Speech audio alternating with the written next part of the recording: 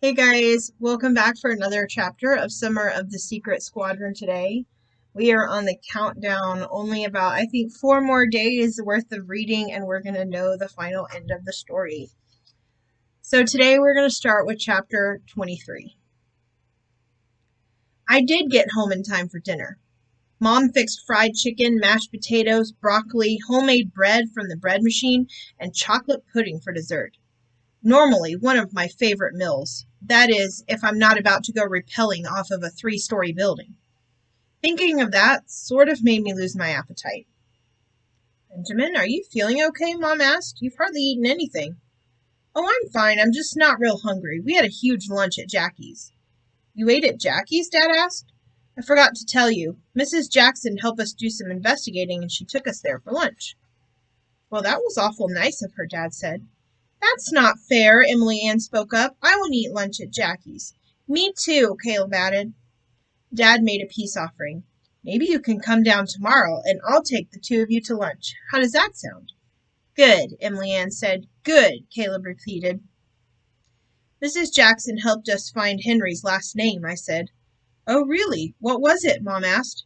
Simmons. Henry Simmons, I answered, and he didn't die. He didn't?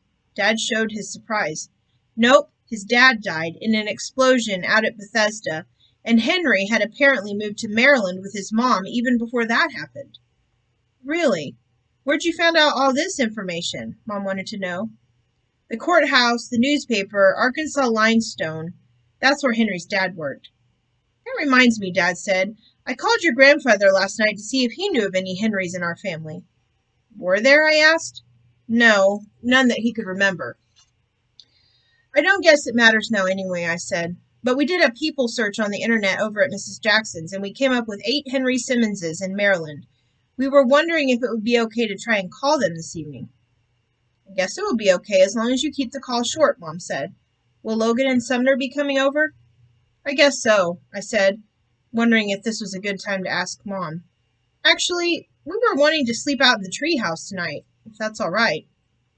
I don't know, Mom sounded skeptical. You've been together nonstop for 3 days. Aren't you getting tired of each other by now? No, I said. You said we could sleep out there sometime. Tonight's going to be a perfect night.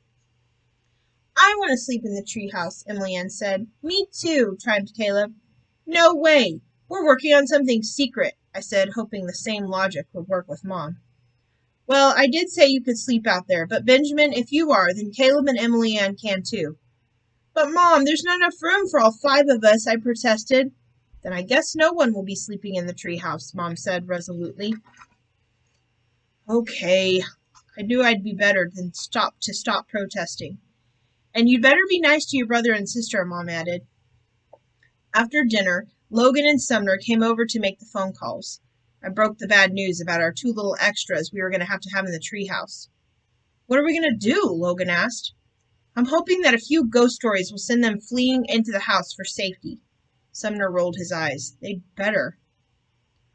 We got busy making phone calls. We felt like big stuff calling people in Maryland, but we didn't have any luck. We didn't find a single Henry that used to live in Arkansas. Dad even did a Virginia search for us, but we still didn't find a Henry with a Batesville connection. One man had lived in Arkansas, but he was only 47 and had never heard of Batesville. We ruled him out. 2 of the 18 Henry Simmonses' phones were no longer working order, and 3 others were not at home. We'd have to try those another day.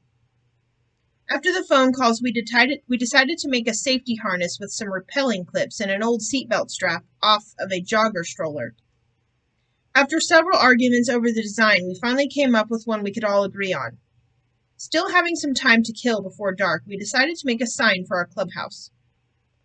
We pulled out a few Captain Midnight comic books so we could copy some of the lettering and emblems. I borrowed some red, white, and blue, yellow, and black paint from Mom's craft cupboard, and we headed for the backyard. In one of the comics, there was a really cool logo. It had a yellow fighter plane in a dive position, and the word Secret Squadron in front of the plane in big red letters. Sumner and I began copying the design onto a piece of plywood we had found in Dad's shop, while Logan flipped through one of the other comic books. Make sure you're careful with that, Sumner commanded. One little crease or tear, and there goes its value. I'm being careful, Logan insisted, glaring at Sumner. Besides, Henry wrote his name on the back of this one. That probably ruins it for collectors anyway. Which one are you reading? I asked. Logan held up the book for me to see. You could see where Henry had his name on the back cover. You know, I was noticing, these different books and things, many of them do have Henry's name on them, I began. But most of the time he wrote his name in pencil, Sumner said. I think if we carefully erase his name, they'll still be okay. That really wasn't what I was getting at, I said. My point is that they have his first name on them, but not once did he write his last name. Seems awfully strange to me. I write my first and last name on all my stuff. It does seem kind of odd, Sumner agreed. Maybe he was the only Henry in his class, or something. Who knows? Logan was less enthused. Are y'all finished yet? We put the finishing touches on the sign and nailed it on the outside of the clubhouse just as the sky was turning dark. Then we went to our homes to get the stuff we would need for the night.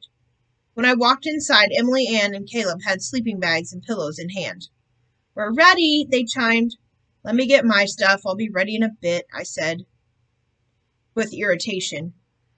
A few minutes later, we were all up in the treehouse, all 5 of us, each with our own light. Very quickly, we decided it was time for some scary stories. Logan and Sumner and I took turns telling stories we knew, and although Caleb was at times begging Emily Ann to climb down with him, she wasn't budging. She liked Logan, and she was not going to miss the opportunity to sleep in the clubhouse.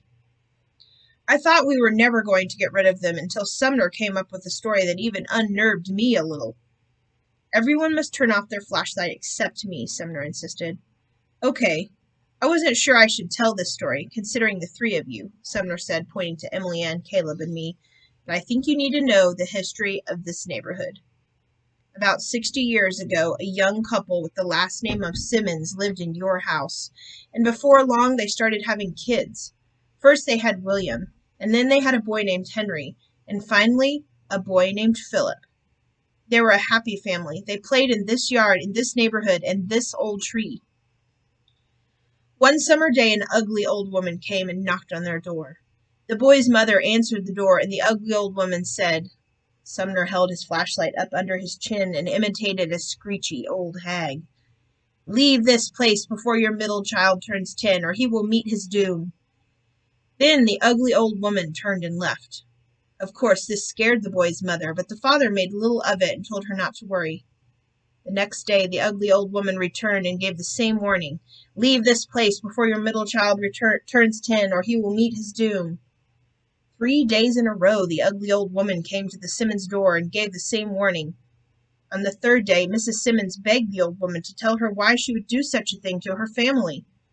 The old woman was reluctant at first, but finally gave in to Mrs. Simmons' pleading.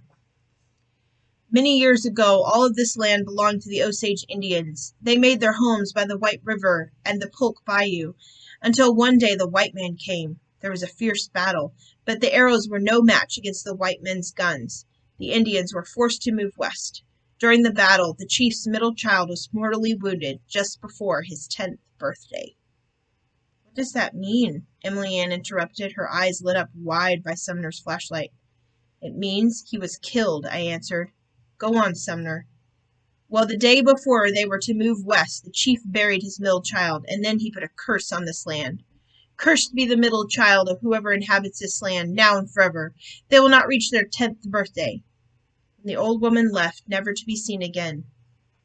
Henry's mother was terrified, but his dad would not give in to his mother's wish. Just a bunch of superstition, he said, and I'm not running from any black cat or old woman. But with Henry's 10th birthday just days away, Henry's mother could not rest. Finally, Mr. Simmons gave in and allowed Mrs. Simmons to take Henry away to his grandparents. Immediately, Mrs. Simmons began packing their bags as Henry was playing in the backyard. In a few minutes, she was ready to go and called Henry in. But it was too late.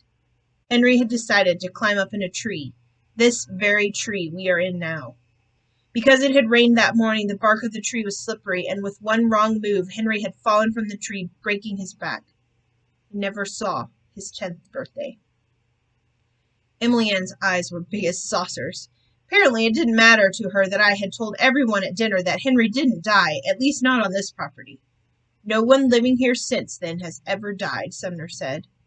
Emily Ann made a sigh of relief. Of course, no one living here has ever had a middle child. Until your family, Sumner said. Emily was at the breaking point. Emily Ann, aren't you the middle child? Sumner asked, shining his light in her face. That was it. Emily Ann tore out of the treehouse like a swarm of bees was after her, and Caleb was close behind. Both were crying all the way to the house. That may be a little too much, I said. I'd better go in and smooth things over, or I'll be sleeping inside as well. I ran inside and helped Emily Ann and Caleb calm down, along with Mom and Dad, who were wondering what in the world had happened. I explained everything to Mom and Dad. Thank goodness Sumner had told the story and not me, or there would have been no living it down. I explained to Emily Ann and Caleb that Sumner had made the whole thing up, and the story was not true.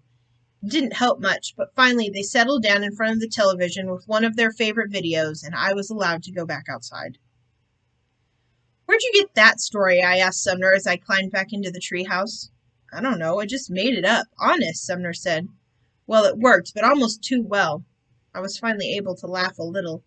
What time is it? Logan asked. 10:35, I said. We've got less than an hour and a half before Operation Zipline. We spent the next 40 minutes wasting the time away, playing cards, reading the comic books, getting more and more nervous. Finally, we couldn't wait any longer. Now what time is it? Logan asked. 11:30, Sumner answered. Looks like all the lights in the house are out, Logan said. I say, let's move out. I second the motion, I said. I'm ready to get this over with. I'm ready too, Sumner said. Let's grab our stuff and go. And that's the end of Chapter 23. Chapter 24. We left one of our flashlights on, shining up into the rafters of the treehouse, just like Logan said, and took off for Main Street. We hurried out the backyard and down 7th Street to Main. We looked down the long, empty, but well-lit street, glad to see it virtually deserted. We decided to keep going down 7th to College Avenue, where we could sneak our way to the back of the field's office supply. We made it to the 4th Street alley and to the fire escape. Although Main Street was well lit, the side alley was not, which I guess was actually good since we didn't want to be seen. We decided that Sumner should once again go around to the other side of the theater and pull the cable over. He was about to take off when Logan called us in, holding out his fist. This is our most dangerous mission yet, Logan said very dramatically. May God grant us safety. Amen to that, I said. On 3, Operation Zipline, Sumner said. And don't look down, Logan added. 1, 2, 3, Operation Zipline. Don't look down, we all chanted quietly and broke to our command posts. Give us 4 minutes to get up there and tie the cable onto the line before you start pulling, I told Sumner. Logan and I ascended the fire escape with the cable and hand trolley. I was taking Logan's advice very seriously. Once on the roof, we tied the line to the cable and waited. While we were waiting, we slinked our way to the front of the building to see what was going on downtown. The only movement was a police car parked along the street in front of the station and 2 policemen leaning against the building. We went back to the cable. In another minute, we could tell Sumner was pulling on the line. We're going to have to help feed the cable over to Sumner. He's never going to be able to pull it over, I said, shoving lengths of cable over the edge of the building. The cable started moving. Logan and I worked continuously to help make Sumner's job as easy as possible. Occasionally, the cable would get caught on something on the roof, but with a full good pops of the wrist, the cable would come loose and start moving again. Finally, after what seemed like an hour, we saw the end go over the edge of the theater, and within another minute, the cable was in place.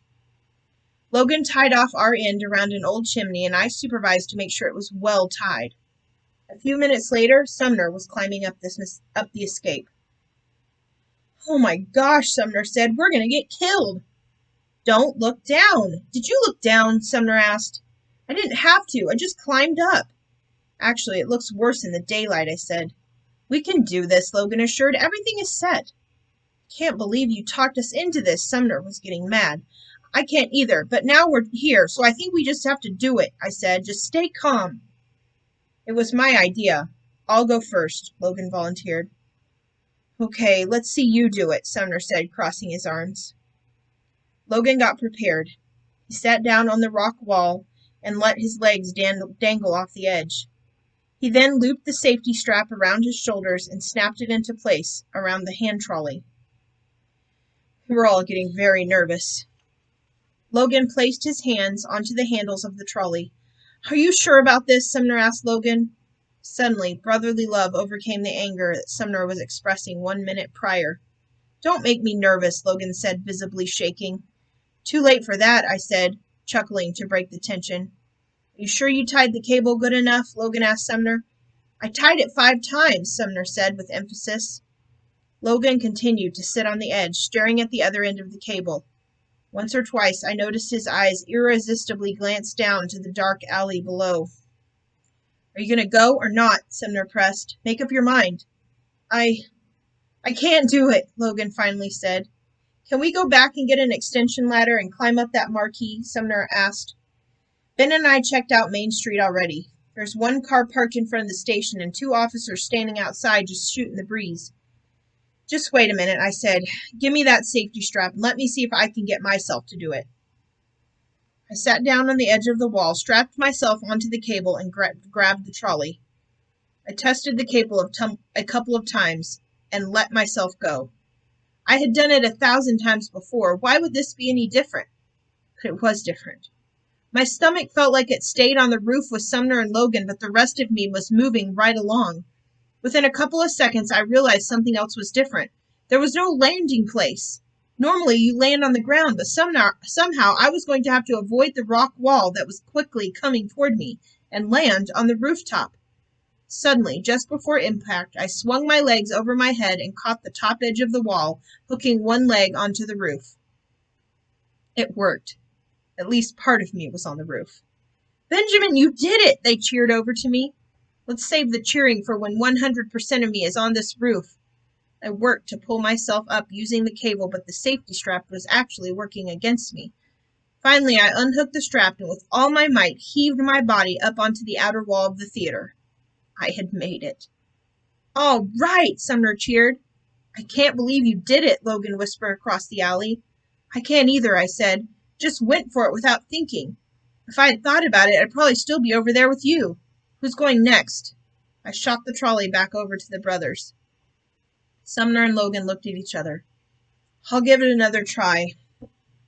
Logan started strapping himself back in. As soon as you get hooked up, go. Don't even think about it, I instructed from across the gap. Sumner, here, come help me. How? Do you want me to push you off? Just come over here and help me. Ease me off the edge, Logan said. Sumner obliged, but Logan resisted him. Hold on, Sumner said to Logan and gave him a push, and he was on his way. Ah! Logan quietly yelled as he zipped across the alley. Logan followed suit and swung his legs up over the edge. This time, I was there to catch him. I pulled Logan up by the waist of the shorts. Phew, Sumner said. I would hate to have to know that I pushed my own brother off a building. It would have been our little secret, I joked back. Well, 1 more to go, and you're it, Logan pointed. Send it back, and I'll be over in 2 shakes. Sumner strapped himself in. For a minute, I didn't think he was going to go. But suddenly, Sumner closed his eyes and slid off the edge. In a few seconds, Sumner made it across.